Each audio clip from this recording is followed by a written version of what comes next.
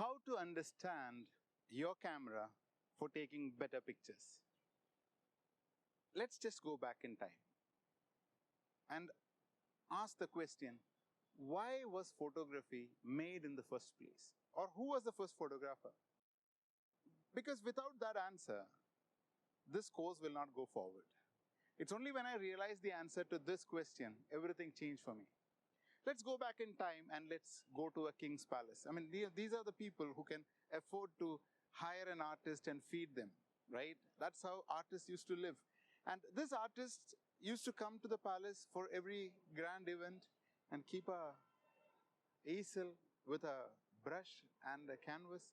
They used to document the entire scene that was happening over there. That was the first photograph, all right? Time goes by. I'm not talking about 10, 20 years like camera gets updated every year now, no. I'm talking about thousands of years going by.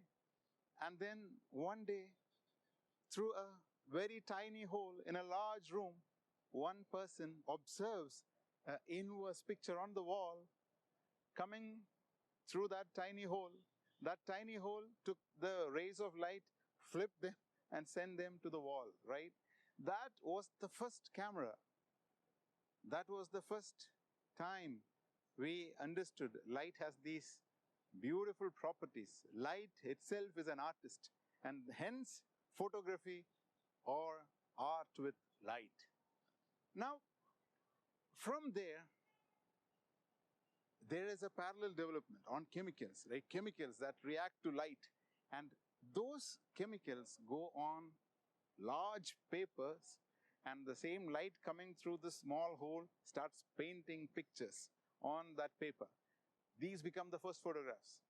And then cameras become smaller, from that big room it becomes a smaller room, a smaller box, a very small box, and again that's an evolution of 1,000 years again. And now we reach a point where cameras are like this big.